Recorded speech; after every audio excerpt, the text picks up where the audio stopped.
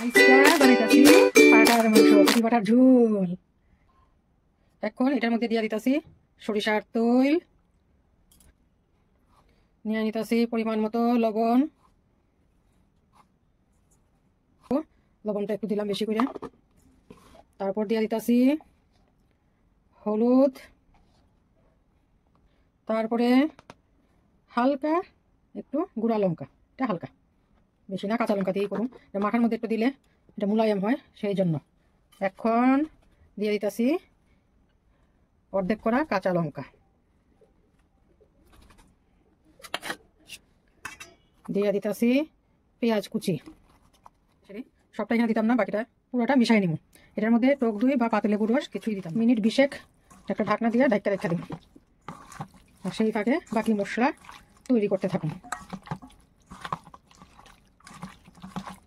বাস মেশানো হয়ে গেছে গা। এবার এটা একটা থাল দিয়া দিতেছি। বিটের জন্য আলু, এই আলুটিতে আমি একটু ফাঁপ দিয়ে রাখছি। নিয়ে নিলাম পেঁয়াজ, আদা, জিরা, ধন্যার মিশ্রণ, নিয়ে নিলাম থেতো করা রসুন। এবার আলু ভাজার জন্য নিয়ে নিলাম লাল তেল। তেল গরম হয়ে আসছে, এবার দিয়ে দিতেছি আলুগুলো।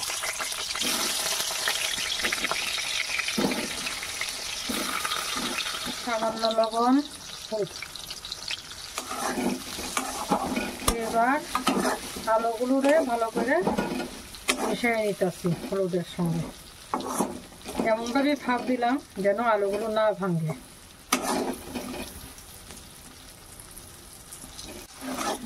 ভালো হয়ে গেছে, এবার এটা নামাই নেব।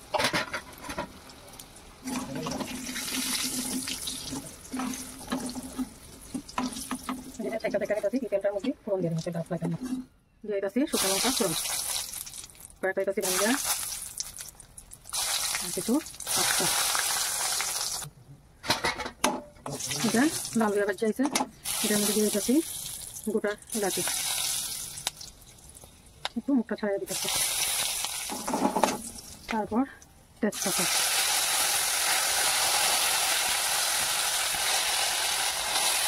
তারপর পেঁয়াজ দিয়ে দিলাম।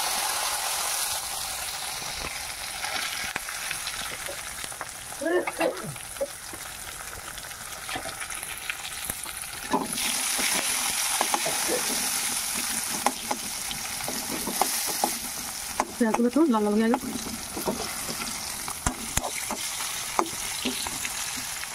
পেঁয়াজগুলো লাল লাল ভাজা যাইছে। এবার এটা দিয়ে দিতেছি মশলা, জিরা, ধনিয়া, আদা।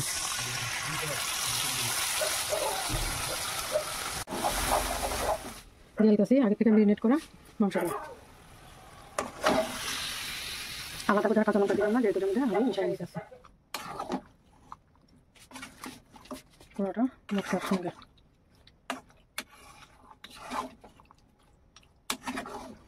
পুরোটা মশলার সঙ্গে মিশিয়ে দিলাম। বাকি পেঁয়াজগুলো এটার মধ্যে দিয়ে দিতেছি, এটারও মিশিয়ে নিতেছি।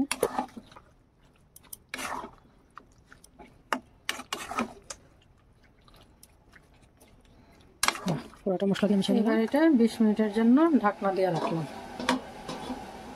এবার ঢাকনাটা তুলে দিতেছি, সাইডে দিয়ে তেলগুলো বাইয়েছি, তার মানে এটা কষানো হয়ে গেছে। ভাজা রাখা আলুগুলো ছেড়ে দেয়,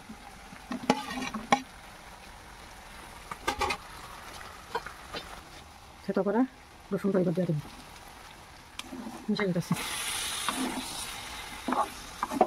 রসুন টমেটোর সঙ্গে ভাজা ভাজা দিয়ে দেবো। পুরোটা মিশিয়ে গেছে। এবার এটার মধ্যে জল দিয়ে বাটিতেই জল দিয়ে ঝোল দিয়ে দিতেছি। এবার মিশিয়ে দিতেছি।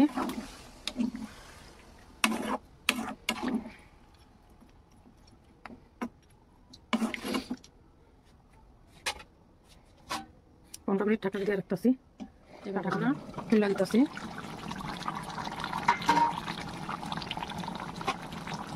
সাইডে দিয়া তেলগুলো বাইরেছে, তার মানে এটা হয়ে গেছে। নাড়া দিয়ে দিলাম, সুন্দর একটা গন্ধ বাইরেছে কচি পাঠিয়ে ঝোল। এবার এটার মধ্যে দিয়ে দিতেছি মিট মশলা, মিশিয়ে নিতেছি। আলুগুলো আগে ভাপ দিচ্ছি, তারপরে আলুগুলো ভাঙিনি। ব্যাস, এবার এটা নামাই নিন। না